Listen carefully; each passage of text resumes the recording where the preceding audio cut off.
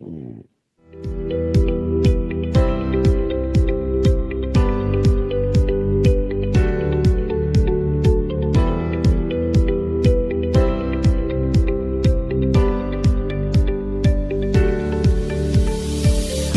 a good ball played in for Tony Morley. Oh, he lost it! It is! Peter Ward! Villa in the lead! Hello, good afternoon, Aston Villa fans, and welcome to the Villa Forever podcast. We are live on Facebook, YouTube, X, and Instagram. Please subscribe. Do what you can to help me to the road to 2K. Smash the likes on this video. And you can follow me on all socials. On today's episode, I'm joined by my special guest, Ian, who is a Brighton fan, and my Monday show regular, Aaron Thornton. This is the pre-match talk show. Aston Villa versus Brighton in the Premier League on Wednesday night. It is a 7:30 p.m. kickoff at Villa Park under lights. This year at home, Aston Villa are still yet to win a Premier League home game, and Aston Villa have been losing their consistency. Is the total race over? Aston Villa's total race hopes are slipping away, and Aston Villa have been dropping points against teams they should be beating. The squad depth is now becoming evident, and injuries are really affecting us. Great to you both for the show. How are we today? Good, thanks, mate. Yeah, all good, Chad. Pleasure to be on as always, and it's great to meet Ian. So looking forward to the show, mate. How are you both? Yeah, not too bad, yeah. And we're dissect obviously the game as well. Ian, boys, sorry, Ian, I was going to ask you. So how long have you been a Brighton fan? I mean, I would say all my life, really, but like I kind of went off football for a little bit of time. So I would say probably since I was about 11, 12. So it's about 10 years now, really my age. But yeah, it's been about 10 years now. So mostly positives, to be fair. I'm quite lucky, but we're going for a bit of adversity right now, which I'm sure we'll touch upon.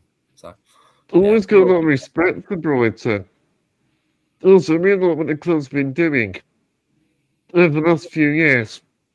And I think the recruitment has been spot on. I mean, I love Brighton's recruitment strategy, I do. And the way the club is run. We're pretty good at that. I mean, we're very known for our data in that sense. Like, we don't just look at, so to speak, a necessarily like-for-like replacement in obvious places.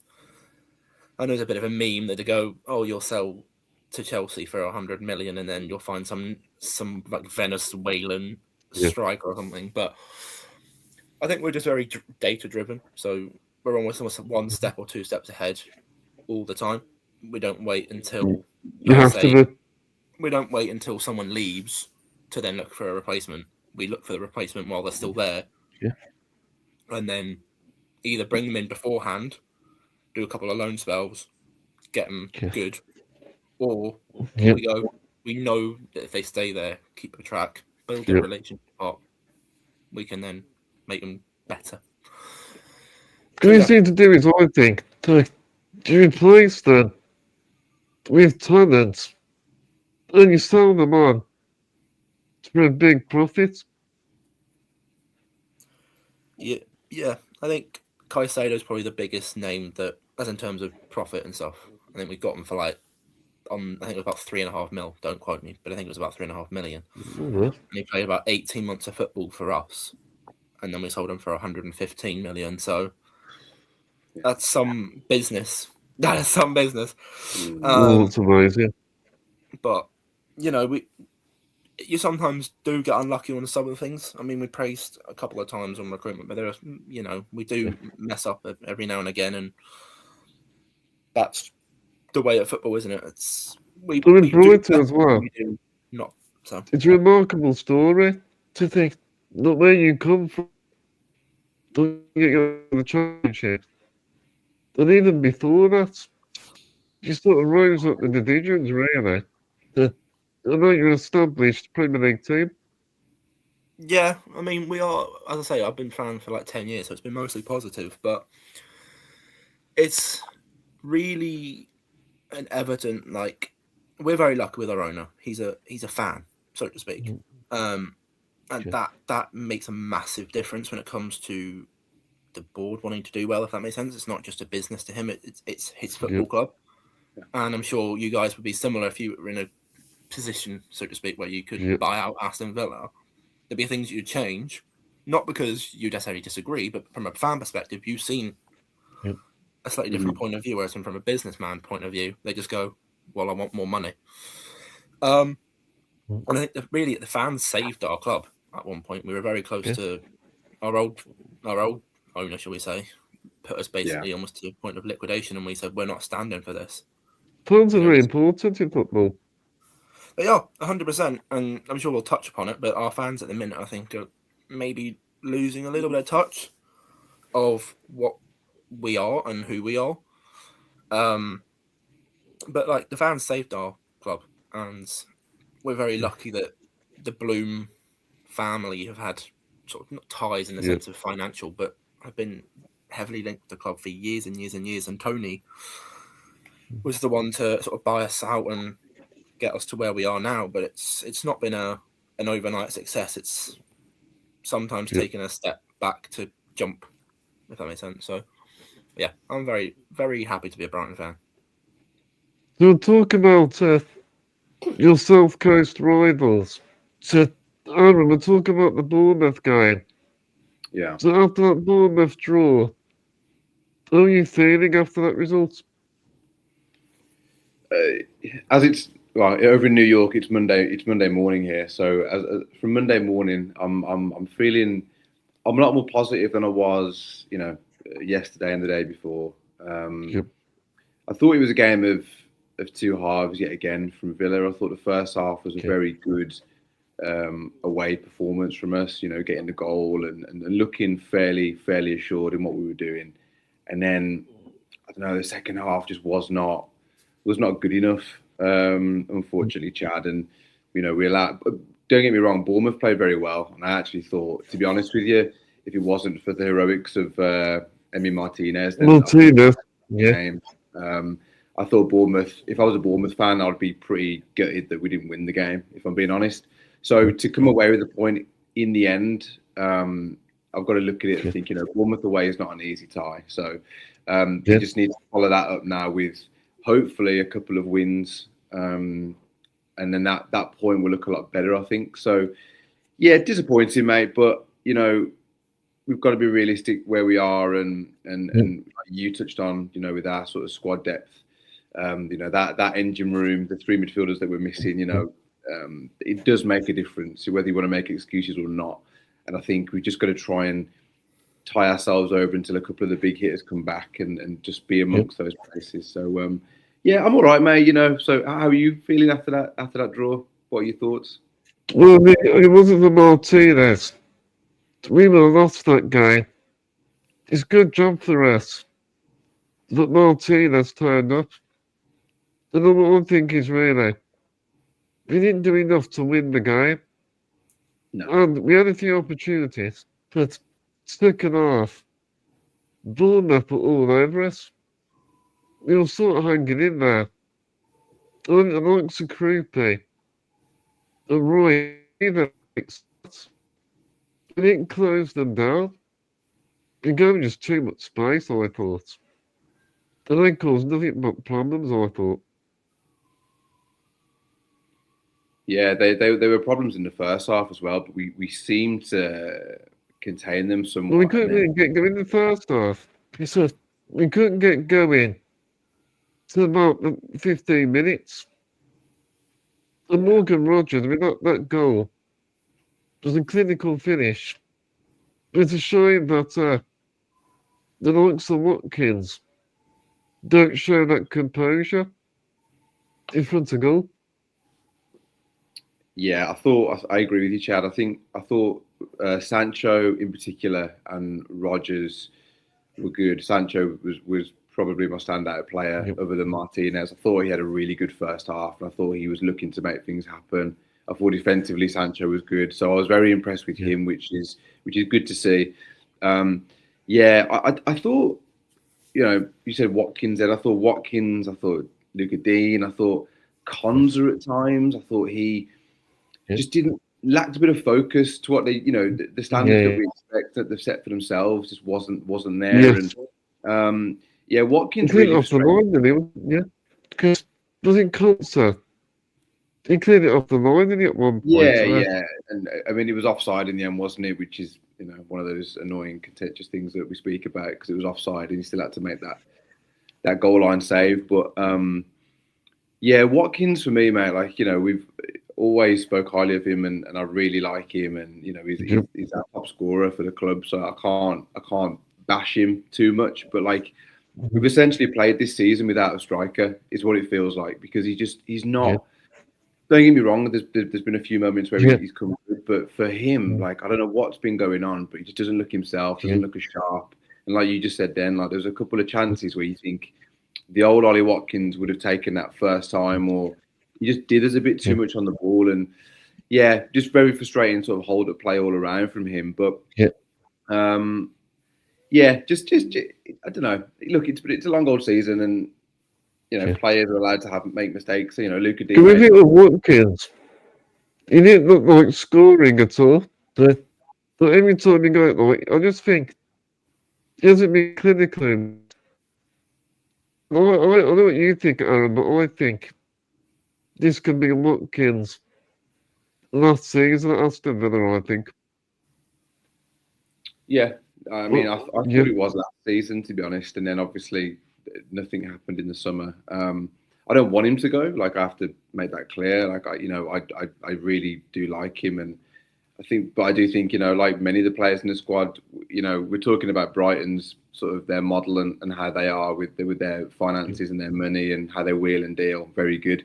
Villa's completely different at the minute because of our sort of restrictions. Like, anybody's for sale. Including, the likes of Watkins, Tielemans, Martinez. If an offer comes in that's good enough, Villa are going to say yes. And as fans, we've sort of accepted that now. But it was a bit of an eye opener when that first sort of started to happen. They exploited the high line, I thought. That's what was going on Martinez. He swept up the railway, sweeping up roll. Yeah, well, Martinez, thank God for him. But he was going younger. There's a few times. Exploiting the high line. Yeah. It's not a Digne struggled. Yeah.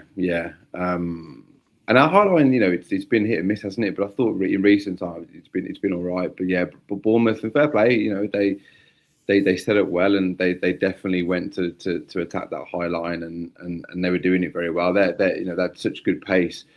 I thought Alex Scott as well in the middle of the pitch. He looked good. He was sort of trying to control the game as much as he could. I think Onana for us had a good game and was breaking things up nicely. But I do think second half especially, they had a lot of joy on the ball and stuff. So fair play. Bournemouth, they play well, and I think they're going to have they'll finish the season fairly strong. I think they've got some good signings, and they've got a class manager as well. So we can't be too disheartened with the point, really. We don't want to be unrealistic Villa fans. We'll be accepting of where we are. So I'm all good with it. I always think it frustrates me that how many points we've dropped. And against the teams we should be beating. We lost against Everton. We lost against Brentford. We drew against, obviously, Bournemouth.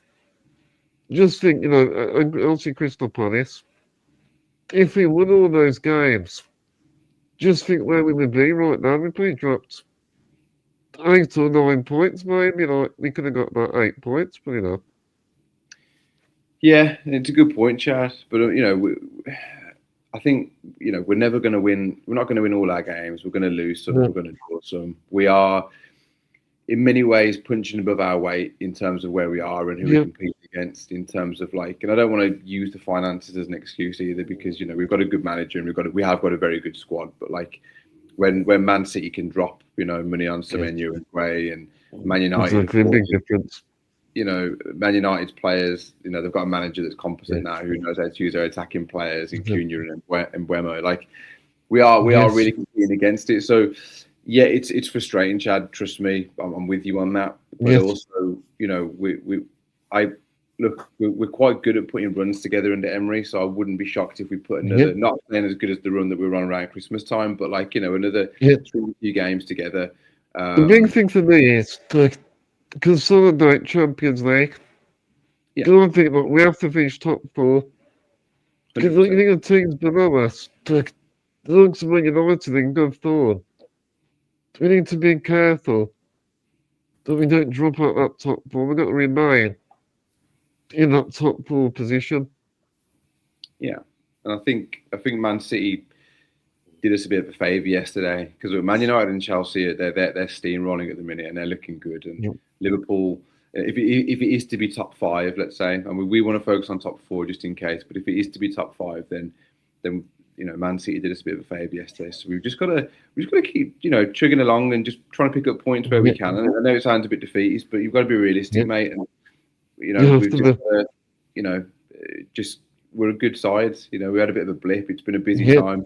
We've come out of a busy part of the season. We had a lot of tough games, as many teams do. But we're still in third. So realistically, we can get top 3, I think. And if so, we get top 3.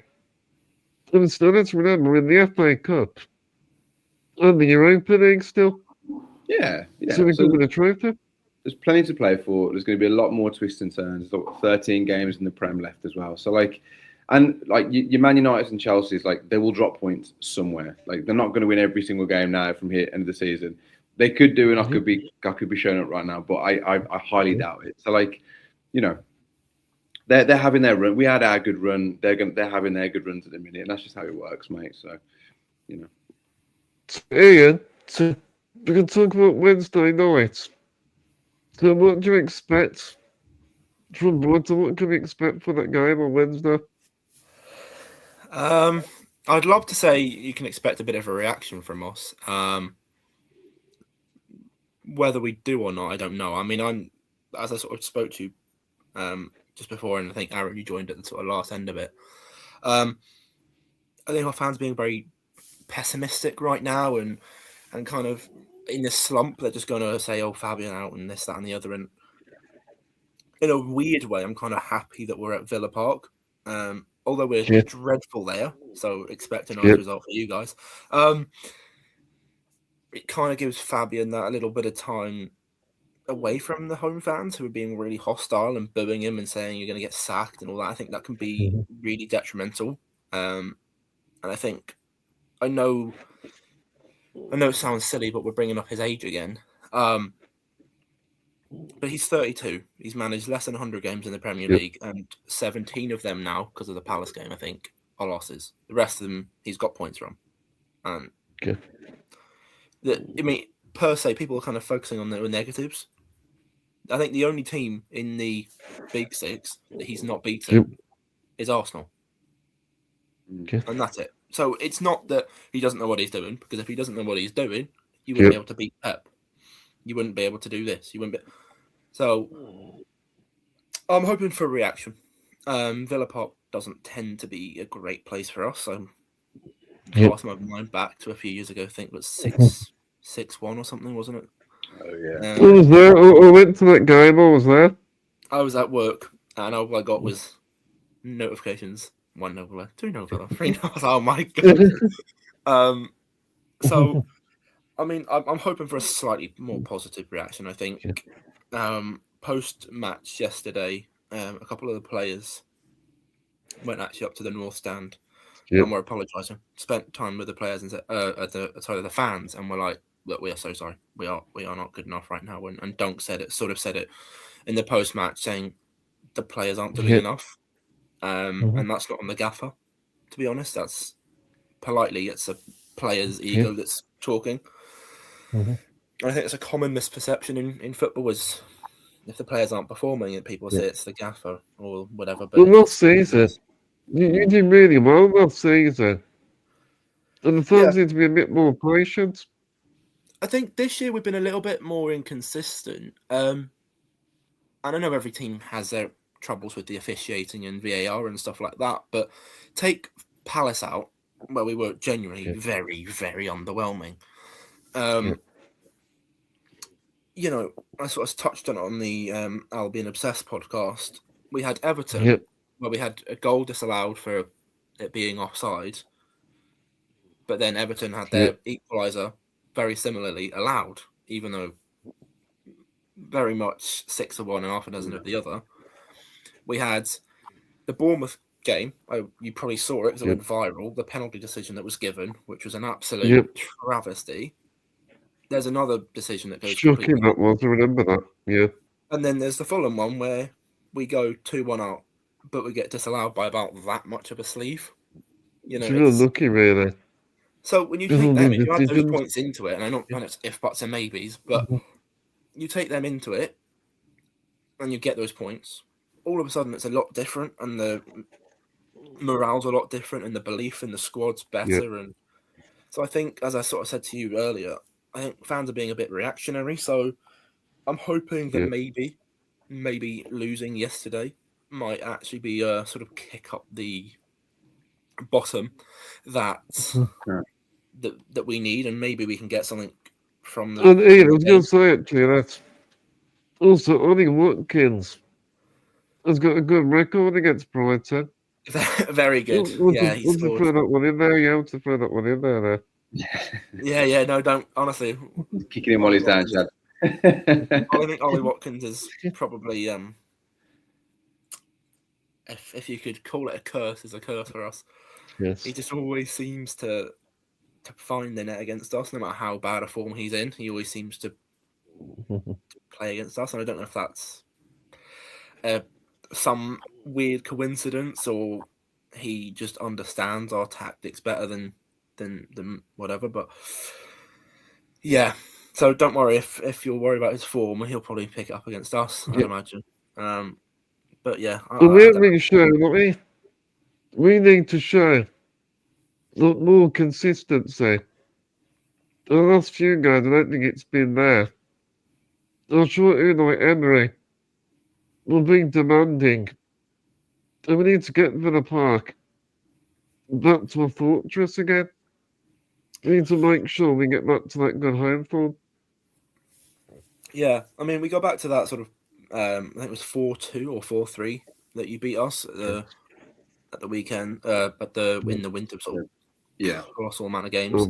And sort of look at that, and we were 2-0 up. And this is no disrespect. At that point, when you're 2-0 up at home, you should be, no matter who you're facing, you should be shutting up shop.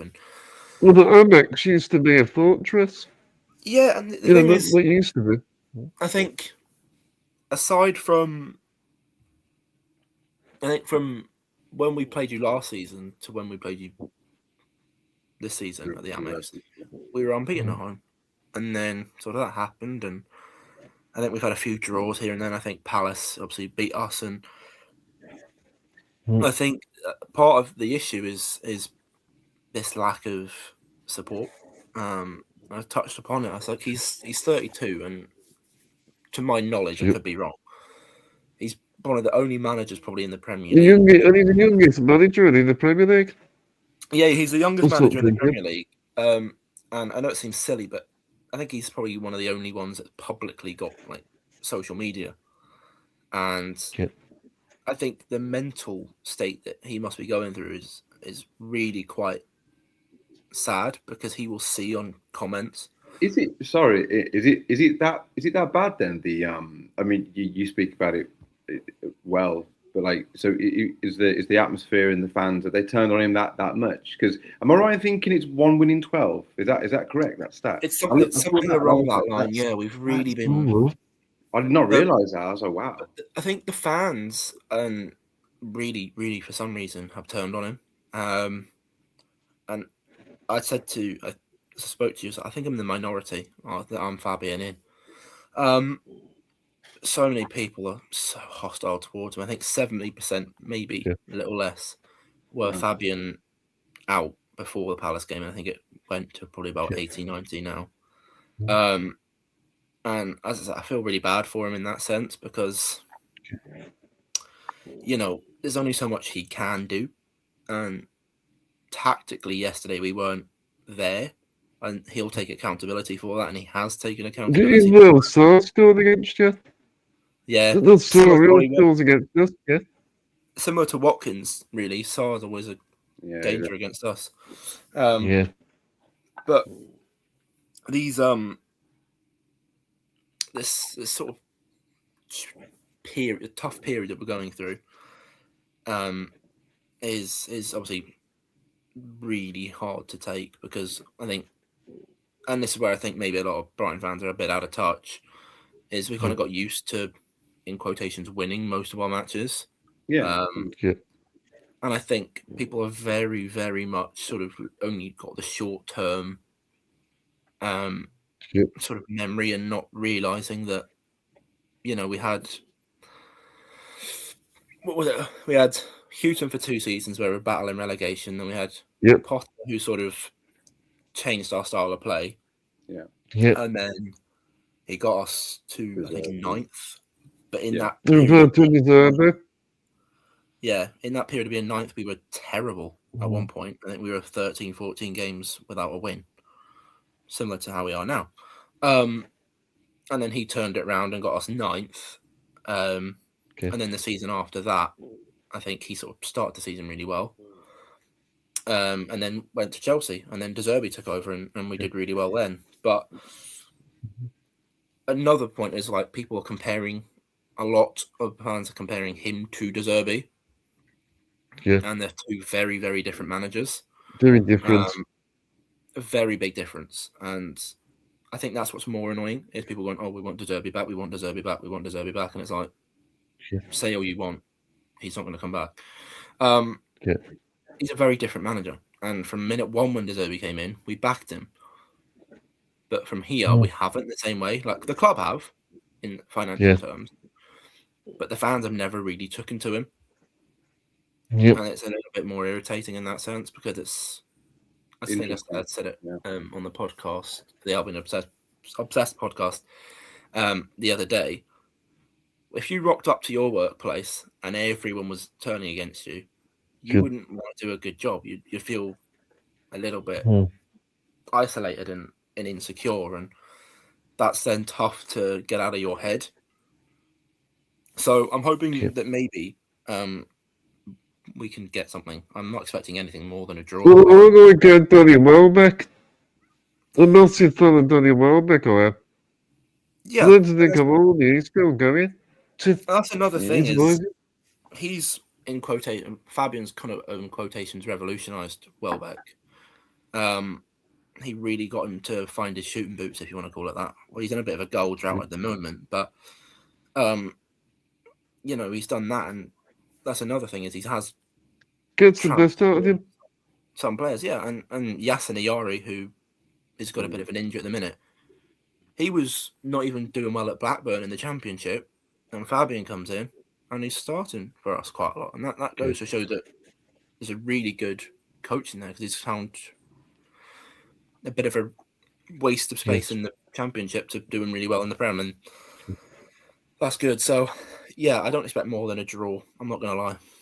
So for Aston Villa point of view, that we need to win this game just to stop the rot, I think. And we need to start the front foot. We need to do more good intensity. And we need to show more urgency.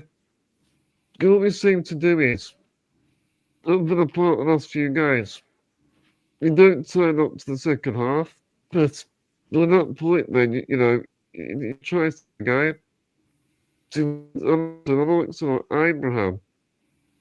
We need to get more crosses in the box that provide service to the attackers. It's something which I don't think we did enough in the Brentford game. Yeah. I think, I agree with what you're saying, Chad. I think, and that's probably one reason for Brighton fans to be positive is our last two home games have been losses to Everton and Brentford. So like, it gives you guys a glimmer of hope. And I actually do think as well, like with Brighton at the minute, Hertzler, is that how you say his name? He'll be wanting to really turn it around, and I think it almost makes them quite dangerous, the fact that they are on this run, but they're going to be so determined to put it right. And Villa Park at the minute isn't the fortress that it was. So I expect it to be another tough match, and I expect Brighton to be very well organised, and they're probably going to set up in a way where, right, if we're not gonna win, like, let's not lose. I'm not trying to I don't mean that in a disrespectful way, but I mean, like, you're gonna set up in a way that you're gonna try and nick it. So yeah, it's gonna be tough. But then I agree, Chad. Villa, we need to I want us to be intense from the first whistle. I want us to to be on that front foot, and I want us to just attack it. We so many times in the game, and I know it's how Emery plays, and more often than not, it's great, and I understand it. But I just want to, like we sort of alluded to the 6-1 game. Not trying to bring it up, but like, you're okay. But we were just like on it. You know what I mean? It was like straight for the whistle, bang, bang, bang, bang, and it was like Brighton, like, whoa, what's going on here? We did it to Newcastle as well, to Bournemouth. Over the last two seasons at home, like, we need to start in that same sort of vein. So I expect a massive reaction. I think Unai will demand that reaction as well. So it will make for an interesting game for sure. Archie, we get the predicted lineups on the screen. So these are my Aston Villa predicted lineups against Brighton. Also, Emery in goal, obviously. Yeah. Christian Kotzer and Powell across the back. Matson, Dennis Louise, and Arna. Also, the rest of it speaks for itself. But, and also, I've gone for Tammy Abraham in this game. Because I think he needs to start. And also, to me, Watkins hasn't done enough. I think he needs to take time to learn on the sidelines, I think. Because I just think for me, Watkins, for him, he's clearly not good enough for you at the moment. He's still harder. I totally agree, Chad. I think you look at Watkins last season when Rashford came in, and when Duran was here, like when those other strikers or attackers were starting, it did give him a bit of a kick up the backside. He then competition. Exactly that, mate. Yeah, the competition there, like his place is in danger. His starting position's in danger. Don't forget we've got the World Cup coming this year. Like, he needs to really fix up his own game. And again, it's not for the lack of loving the guy. I'm a very big Watkins fan, but by his standards, he's not been good enough this season. And injury or not, like, you need to be better. So I totally agree with that decision of Abraham starting, mate. I mean, Abraham, it gives the Brighton defenders something else to think about. He's physically strong. The way he brings players into the game. The only thing I don't see with Abraham, we're going to get crosses into him. Because the looks at Abraham, he'll thrive by that Abraham. Yeah, it will. Because I mean, like Duncan, Van Hecker, I was really impressed with him in the reverse fixture. He's a bit of a brute, and he's a good player, but physically he's a warrior. Yeah. Yeah, like Watkins. I know Watkins got his goals and in that game, but like, I thought for the most part, Van Hecker, he sort of handled him quite well. So yeah, I think Abraham being a bit of a different threat, a bigger guy, might help in that respect as well. So it'd be tough for the. And you got Dennis Louise. He can take control of the game, not dictating the tempo. I think his passing range could be key. And also, in Rodgers and Sancho, They combine really well together. Yeah, They've got a that's good right. understanding of each other. Agreed. And you've gone with Buendia as well. Yeah, I think Just Buendia. in when they're more the striker, yeah. Yeah, he blows hot and cold, doesn't he? Buendia. He has good games, bad games, but yeah, I think I agree with that, man. I think that's a very good starting lineup. I think Matson as well in for Dean. Luca Dean is a good one as well, and get Pau Torres back in with his passing. Yeah, I like it. Go to your team, Aaron, so we get your team on the screen. I need to This team caveat. that you've built with. I was almost when I was doing this team for each other. I was still a bit angry. So I On the notice that Aaron, that we haven't played concert. Why is that? I mean, yeah, in height, like yeah, I was annoyed, and not just at Cons. I was annoyed with the whole team. So like, I took Watkins out, I took Conza out. I was like, you know what? I mean, in hindsight, Conza will start, but you know, I'm a big Lindelof fan. I think he's assured. I felt it was unfair that he lost his position because when we had a bit of a centre back crisis, I thought Lindelof was He's been pretty excellent. key in that run, and not at Conza's expense. Like ideally, Conza would play it as well, but I just thought, you know what, he didn't seem as focused in the game, in my opinion, against Bournemouth. Yep. I know we've got Newcastle on the weekend as well, so I know it's the FA Cup, but why not rest him? Maybe give him a bit of a break. Lindelof's a worthy replacement. That was sort of my thinking behind that, which is slightly controversial, but yeah. And then the rest of the team is exactly the same as you, mate. I think it sort of sells itself. Midfield, we don't really have too much options anyway. So we need Onana to have another good performance. Well, you're not Bournemouth guy. Got some good He had a strong performance. He had to make some clearances because Onana gets really stuck in. And even he does even clearances. Yeah, it's just frustrating because like every time he sort of goes down, I'm like, oh, he's out now. That's him done. Like he's almost made of glass, isn't he? Like we have to sort of protect him. And look, injuries you can't help them. I get that, but I do find that some players are a bit more injury prone than others. And like I don't know, it's like just get on with it sometime. Leon Bailey, when he first came to Villa, he was exactly the same. It's like it took him a while to adapt, and every time he got touched, he would go down. And Onana, unfortunately, mate, the position that you play, you're going to be in and amongst it. You're going to get physical. You're going to get knocked about a bit and bruised. So you got to just. He's quite tall as well, isn't he? He's like 6'4" or something, isn't he? Yeah, he's very tall, very tall. Yeah. So I mean, he's a beast. When he falls down, it takes longer for him. So, but yeah, I look that squad there. I look at it, maybe minus Lindelof and put Conza in, but like it should be enough. Again, no disrespect. Like I do feel like it's enough. Honestly, any game in the Prem, I don't take for granted, and especially Brighton and where they're at, like they're going to want to try and really sort of turn their ship. So, regardless of the team, it's going to be tough. We'll get to the next talking. So we're going to talk about Emery. So also got the FA Cup. Yeah. They're in the Europa League knockout stage and all that. So haven't got the Premier League as well. So what competition? Who like Emery prioritise the most?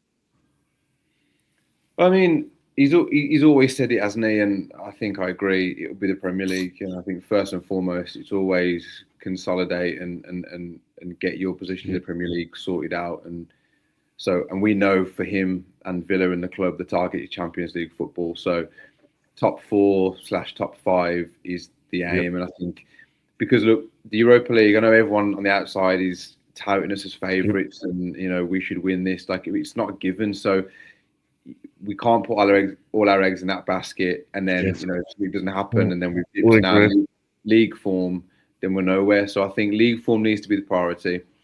Try and consolidate that top 4 or 5, and then the Europa League will be a bonus. And look, I want us to go far. We all want to win a trophy. Like we're desperate for a trophy, of course we are. But answer to your question, I think we prioritise the league. And then the Europa League is a nice backup if we don't get Champions League position. But that's how I. Boys, I'd rather we're going to get Champions League. I'd rather us get say the top 4 instead say like winning the Europa League to get in the Champions League, because So, like you said, about putting your eggs into one basket, if we just focus on the Europa League, and say we don't get in the top four, then you're not in the Champions League. Exactly. And financially, like we really need it because I think it's going to be a bit of a fire sale. Probably the wrong term, but I do think come summertime, regardless of Champions League or not, there's going to be a couple of big departures. Yeah. But having Champions League football just gives us the finances to sort of be able to reinvest to whatever point we can. Yep. I don't know the restrictions too much. I don't know how much that hampers us, and also it allows us to attract players as well. To bring them into the club. So I think it's just important that we get those Champions League positions. If the season was to end, today, from a Villa point of view, who would you want to sell? Or the player? Who do I want to sell? Yeah, Well, speaking of financial realism, and also maybe players that you think maybe it's time for them to get out the door. Well, maybe Watkins. I think Martinez. I think he's going to go regardless. Whether we get Champions League or not, Martinez for me is gone. Like, behind the scenes, he doesn't seem himself. Like, don't get me wrong. He's going to go. Instantly, he's gone. He's been professional, like in terms of he still turns up, he trains, he plays. He saved us a point. He got us a point against Bournemouth. So like, I can't knock him in terms of professionalism. And he was told last summer that he could go. So fans that were berating him for the Man United move and stuff, maybe he went about it a bit weird, but like it wasn't his fault, I don't think so. But I do think he's going to be ready to go. So I think he'll definitely go. So he's one. The only thing is though, Chad, and it's a good point. It's a good question, Ian. The only thing is, Chad, like we want money for these players, but Watkins has been poor this season. So like at one point, Arsenal wanted him, and we were quoting like 60, 70 million for him. Yep. He's not worth that now. To us, maybe, but like to a club outside. What did you buy him for? Was that like 30? Was he 20 million, Ollie Watkins? No, it was more than 20 million or 25. 25 million, something like that. So maybe a 40. Well, how long's he got left on his contract? He signed a new one recently. Did he sign a new one last year? Or was it 2 years ago? He signed a new one, but I don't know how long it is, the contract. I feel like he's got a couple of years left. We could get about 40, 50 probably, I'd reckon. The one that's going to be controversial and no one wants to hear it, but it's the truth, right? And where we're at would be Morgan Rogers. Do not want him to go, obviously. Well, the links are going to be like, you in the summer there, that everyone. The links of Man City, Arsenal, Liverpool, they're all going to win him, aren't they? You get probably quite close to 100 million, if not surpass it. So I'd say at least 100, which again, I know that sounds ludicrous, but because of his age, England international, the potential, it's you can easily turn what if you lose him? So if you're talking about, I do not want him to go, but being realistic, like we've been here before, haven't we, Chad? We know these players. Yes. Champions League football may save us with him. Like I think if he's playing World Cup this year and he's got Champions League football, like then to be fair, like what else does he need? But then we don't know what other teams are going to come in for him. But I expect David Ornstein at the Athletic said he's one to watch again this summer. So we'll see. Yeah. And going back to talking about the trophy, it's been 30 years since we last won the trophy. Yeah. And we're a bit like a conveyor belt. You look at Newcastle last season. Palace. And Palace. They ended their trophy drought. Yeah. And we need to end the trophy drought. A club like Aston Villa is too long, 30 years. Yeah, you're a massive club, aren't you? So yeah, it's look, it's why players play football. It's why we want to, why we watch it. We want to win something. Obviously, we love going to the games and the whole atmosphere and the culture it brings. But ultimately, we want to win trophies. And yeah, Villa have, last season was a good chance for us, and obviously we got beat by Palace in the semi-final of the FA Cup, which was a disaster. Wasn't meant to be. You look at the Newcastle and Palace fans last season, you think, I want a bit of that. Like it's fair play to them. Like it's good that it's not always the typical six minus Tottenham, because Tottenham they won a trophy last year as well, didn't they? But it's just like it's nice. yeah, it's nice when other teams win it as well. So yeah, we're desperate for one, and I think as well for Unai Emery to really, I mean, he's a legend. He's always going to be hailed as king to Villa fans because he's the best we've seen. But him to then put a trophy on top of all of that would just be perfect for him as well. And the cherry on top, for sure. Yeah. So I think you've got the players to do it as well. Like you've got, I believe, 2 World Cup winners. Don't quote me. Martinez is. I think Digne or Dean or how you pronounce his surname. I think he was. I think he was part of the 2018 World Cup squad. I could be wrong. Fair, yeah, good point. Yeah. So but I mean, you've got the mentality that you know where it has to, what you have to do, and how we're going to maintain that level of consistency. That's the thing. Performing in high standards. It's funny, like everyone calls Arsenal bottlers, but like whenever Villa are presented with a chance to like go second or to get into a final, we always fail to do it. And Saturday was another example. It's like you play the occasion rather than the game, kind of thing. Yeah, you go second. We just don't ever seem to. It's that mentality, and I thought after sort of 3 seasons it would have changed. And you know, Unai knows what to do, and in Unai we trust. But it's we need to get over that little hurdle, I think. So Aaron, we're going to talk about Champions League again. So this is a bit negative now. So would it be a disaster if Aston Villa don't get Champions League football again? In short, yes, and without trying to be dramatic, I think, and it's only because like last season was a disaster in the way it happened. Obviously, the referee.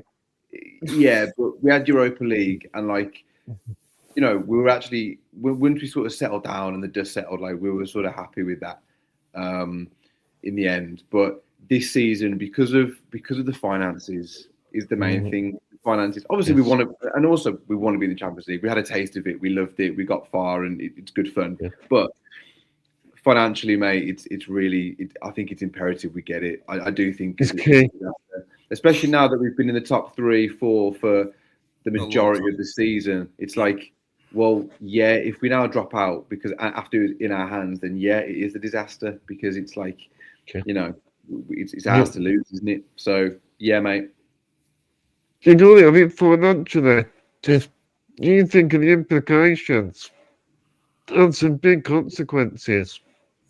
Even like someone like Emery, Emery's future, you got obviously. Yeah. Also, losing our best players. Guilty in Champions League is the biggest pulling power. A lot of players will only stay for Champions League. So, as well financially, that's another reason. Keeping your best players. It's a really good point. If you guys get a Champions League and or win the Europa League to get the Champions League, I think you have a better chance at keeping certain players because the finances from achieving said accolades are really helpful.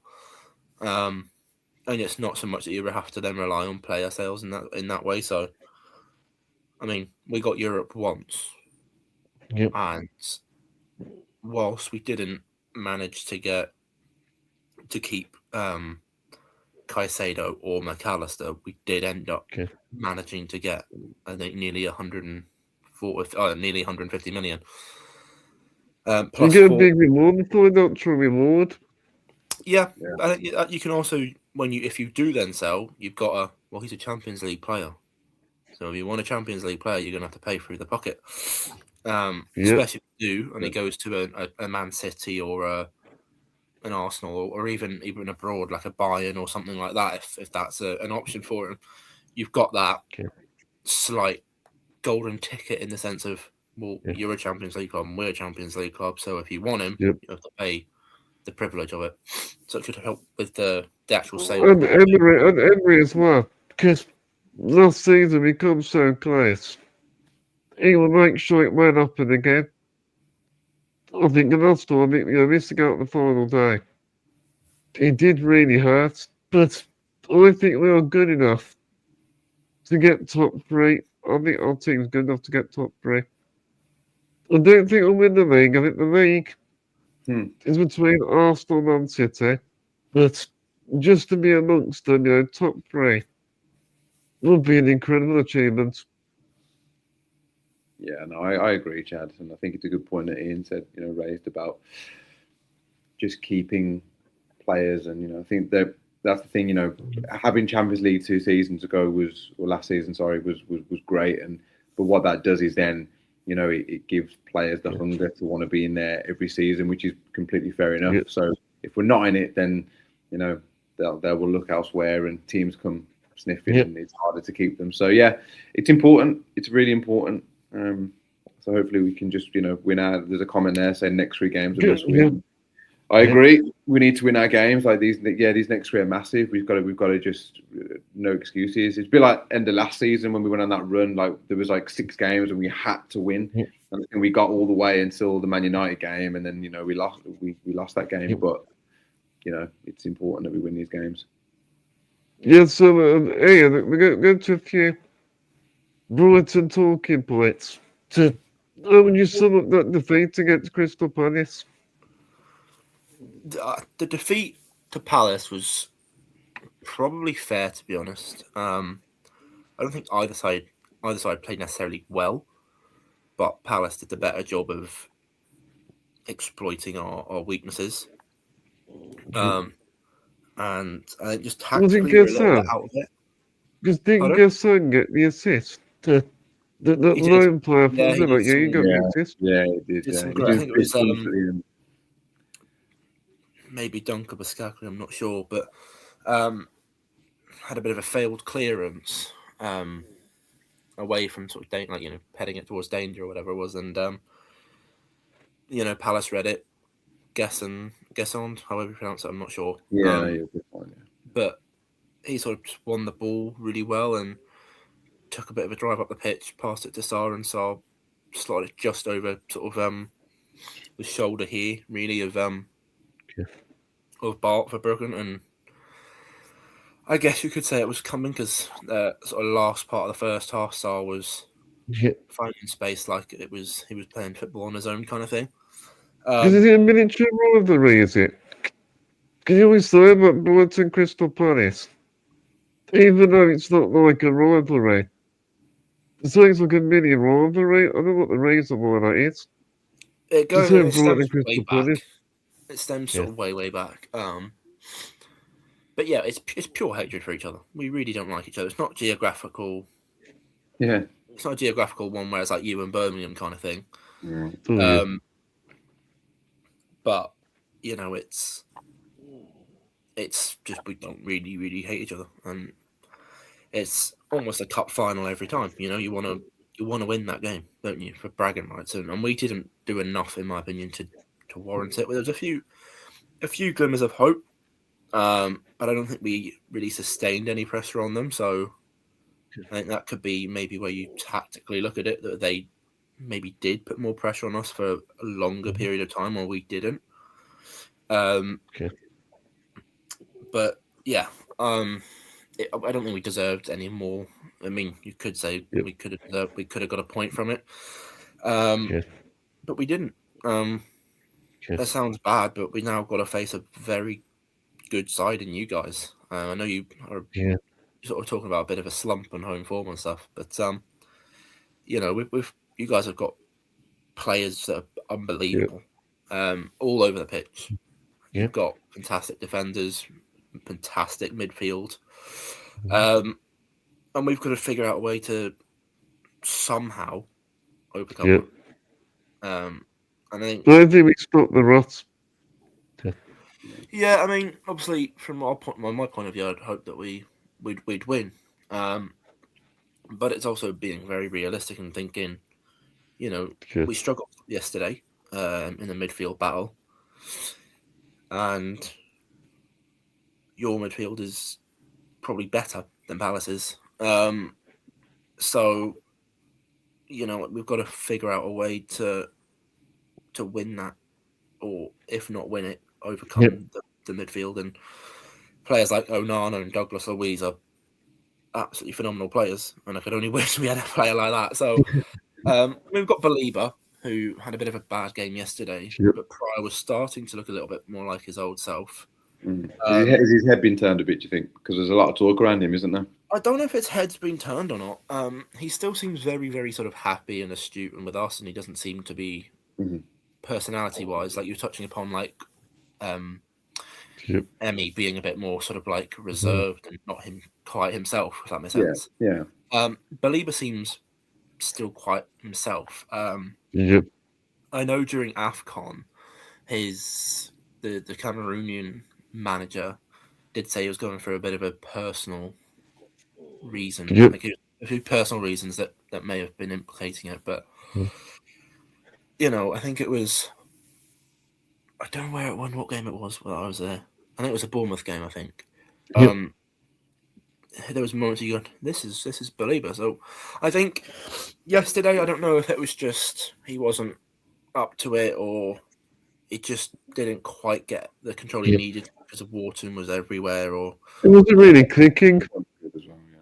Yeah, I don't know. I think if we can get someone like Belieber in the game, not tomorrow, on Wednesday, we could have a better chance, because you need, as I'm sure you guys will imagine, you need your big midfielders that win the ball to do that. Yes. Otherwise, it's a lot harder to win a match, because you can blame your defense and you can blame your offense, but if your midfield ain't stopping or progressing their ball, you're not going to get anywhere. So, yeah, I think if we can get him involved, maybe, but it's trying to find the right tactics, formation, and everything like that. I know we have potentially Matt Vifa coming back from injury, who's been playing right back a lot. Oh, it's an evening game. So the Villa fans will be up for it. Being at home under the lights. I'm making the long journey up, so. Oh, nice. I'm hoping that it's at an iconic stadium ticked off, first of all. But I'm just hoping to say good performance. If we don't win, Yeah, I think we got the best stadium. I'm not going to comment on the best stadium. There's no boozers really around the Villa Stadium. There's a couple, but they're more Villa pubs. If you want to get a decent boozer, you have to be. I'd probably go into Birmingham first. Yeah, I don't know. My mate's the one driving up, so I don't know what our plan of. Fair enough. Route is, but just quickly, sorry, Chad. With her, like, I don't know. You know, you spoke well about Tony Bloom, and he seems like a fairly level-headed sort of owner.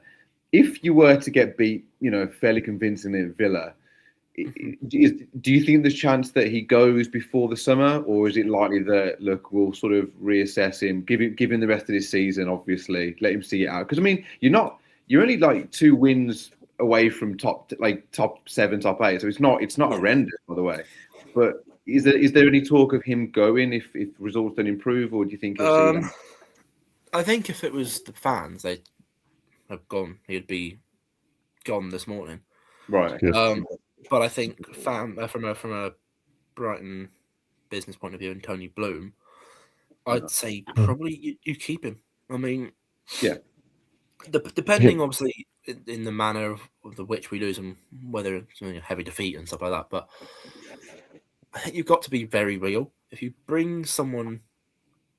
sack someone, you then have to be confident enough that the person that's going to either do it on a interim basis or be his successor is going to be better than what you currently have. And that's a big thing, is who do you have? You had, yes, you could say, Maresca's around, and that's a big name to throw. But the 2 clubs he's been at, Leicester, Chelsea, both times he's had issues with the owner. Is that tactically you might go? I mean, you look at the likes of Nuno. Even in Glasgow, it could happen. It's not even Glasgow, you know. It's been a few of these managers like that. Yeah, I'm not a big fan of managers that speak outwardly and especially towards the owners. And it's fine to critique to a certain point of view, Yeah. But I think to be like really astute, like how Glasner was and Ruben Amorim was and Maresca was, I think that's a bit too far. Okay. Personally, from my point of view, and I think Fabian's quite good at that, and probably part of his issue is he's quite media trained in that sense. He's very like, but he's also not afraid to be like. He's known for his animations on the sideline. Yeah. Which is probably the only comparison to De Zerbi that Brighton fans should be doing is his animation, right? But like he's very much like talking about he's very much in line with our values at the club, and that's what I quite like about him is he's very much aware that our platform isn't necessarily going to be attract the world class players, right? It's going to be attracting players that want a good platform to showcase their talent and sell them on.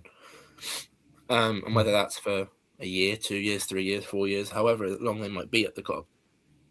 That's part of our sort of agenda that we have. And I think Hertz is quite good at that. We had that £2 million investment, and I think a lot of people talk about that. And for me, that 200 million was also it should have probably been done in 2 100 millions rather than 1 200, if that makes any sense. Because we lost sort of McAllister, Caicedo, and then didn't replace them for a season. And then we spent 200 million last season, and that's fine. But I think we've got to look at things like we've got some of our money. We haven't really had our quotations, our £2 million investment all on the pitch basically at any time since with injury and stuff like that. And that's part of football.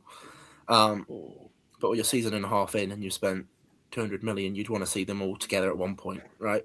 And see how they do all that. I mean, Ferdi Kadioglu per se was just hitting his stride last season, then got a toe injury that ended it. And then this season we've had like FIFA's been out for a few weeks now, but few injuries, players like that, and Zimas was, I think, against you guys actually got injured. And the early 10 minutes of that game against you guys, he was just being an absolute rat, so to speak. And then he's now on his ACL, so he's probably out for the rest of the season. So it's so tough because if you have Zimas and I mean Babas doing quite well at the minute. If you have them two on and you've got Kadioglu, and you can start to see maybe, hang on. And it's up to the other players around to try and fill that void. But you have to step up. You have to step it up. Yeah, it's the next man up mentality, and I really like. There's not really a player I don't like in our squad, to be honest. There's a few things like I think Minte needs to improve in his attacking output just a little bit. His pace is very good, but if he can just get a couple more goals and a couple more assists, that does help. And it's because otherwise you put a lot of pressure on Welbeck or Kostulas to score all your goals, and that's unsustainable. The reason why Man City did so well when they won the league without having a striker in quotations is because they had depth in scoring, right? Their midfielders were scoring, their wingers were scoring, and we don't currently have really an out-and-out goal scorer apart from Welbeck. Van Heck has got 3 this season, which is pretty good for a defender. But we need more sort of goals from the midfield. Well, Ian, talking about the Brighton team, I'll talk about a player which is probably one of my favourite Aston Villa players over the years. So, what is your opinion of James Milner almost breaking the all-time Premier League appearances record? Because he's almost beaten Gareth Barry's record. He's getting very close. Wow. Yeah. What do you make of him? So what's that saying? 634. So he's actually ironically now on 652. He's gone up again. He's gone up a bit more. Yeah. So if he plays at all against you guys, which obviously he's played for you guys as well, and he matches it. So in terms of that, I mean, you can't argue with a player that's played 650 odd Premier League games. He's a true professional. He is, and he's very, very good. And our club talk a lot about our youngsters and stuff, but we have a core senior group that we have that they call them sort of the leadership group, if you like. And he's definitely one of them. The likes of our Dunks, Welbeck, Jason Steele, James Milner, all these players in quite a big young squad. We've got some of these players that Pascal Gross coming back per se. All these sort of players have. Like, it might not be that they have to play 90 minutes every time, but it's the sort of expectations that they are driving up and standards and stuff like that, and that's what I also quite like. So yeah, I'm happy for him that we got to have a spell with James Milner, and we. He's had a very long career. I think he's had a very long career, yeah. And he's still going.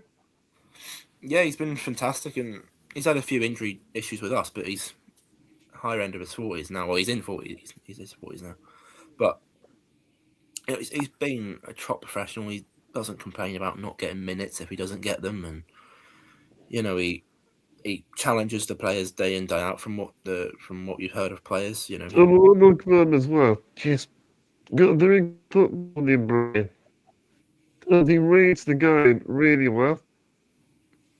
Yeah, and where he's lost his pace, so to speak, he's very got very high and fast football IQ, which is also quite helpful when he's on the bench. If he does to come on, he's got a more astute way of looking at it and sort of going, we'll need to do this more and this, that, and the other. And I think that's really helpful for players in the sense of like a Yasin Ayari and a Belieber and Georgie and all that we have in that midfield, that he can say, you need to do this more, or even our wingers, so to speak, because he played on the wing for a little bit, Milner. So he knows a lot of positions very well. And he's kept himself in very good condition. Also being healthy, keeping himself fit. And it's not easy to stick to that lifestyle. It isn't easy. No, I don't know how he does it. Personally, he must have very good genetics. Doesn't drink. He's never drank, I don't think, either. He's never been one to go drinking and stuff. So he's always, from a young age, he's just always, been level-headed and just sort of kept his body sort of at peak condition. And I think he's a great role model. And I think, arguably, under the Martin O'Neill era, he was, between him and Ashley Young, he was my favourite player. I think he was so good. Yeah, exactly. So I think it's, Gareth, to be knocked off the top spot, there's no one else, more worthy than James Milner, to be fair. So I think he, thoroughly deserves it, and he's had a glittering career. So I met James Milner. I met him before. Really? Yeah, Icons, yeah. Was he nice or boring? He's a nice guy. Yeah. He does seem very nice, to be fair to him. He does seem quite humble. Yeah, I did. Yeah, he seems like the type of guy that if you're just playing like 6-a-side or something, and he was to rock up, he'd just have fun. He wouldn't take it too seriously. Yeah. He wouldn't be we're going towards the end of the podcast. So thank you, Ian, for speaking to me and Aaron. Before I leave you, what is your score prediction? Who do you want first? Ian? Oh gosh. Okay. Pressure. I know, pressure. Can I score? Optimistically speaking, I think. Yeah, be optimistic. Go for it. Yeah, be optimistic. Go on. I think the best we will be able to get is a 2-0. Do you think that you're going 2-0, yeah? Yeah, I think we could do it if we get the tactics right. What about you? I could see it being 1-1. Also on optimism, positive. I'm going to go 3-1 Villa. 10-0. Well, I'm going to go a 2-0 home win. Okay. 2-0 Villa. And hopefully a clean sheet. We don't Hopefully. keep many of those. No, we don't. So yeah. Well, before I finish, you can get this graphic on the screen. So I'm doing a prize giveaway. So everyone's got 3 weeks to enter. So I've got these designs. You got these designs. Up for brags, the new Aston Villa prints. And there's a guy called Designs. DYHR. He does a great job on these different designs. And Aston Villa prints. So all you have to do to enter is to answer the following question. Was Aston Villa's record Premier League victory? What team was it against? And if you're going to answer that question, make sure you're subscribed, follow the show, also make sure to leave a comment and share, and you will be entered in the draw. And I'll be announcing the winner on the 26th of February. So make sure to get involved in this. So you've got even a chance of winning these prints. Good luck, everyone. They're really cool. I love that Roger Very one. nice, yeah. They're very nice. Even from a Brighton fan point of view, they're quite nice to. Well, thank you everyone for watching. If you enjoyed this podcast, please remember to make sure to subscribe. Make sure to smash the likes. And give it a share on all your socials. And if you're listening by audio, make sure to leave us a good review. That always helps. Also, let me know your thoughts in the comments section. Thank you so much. I'm going to wrap up this episode with Villa forever as always, and up the Villa.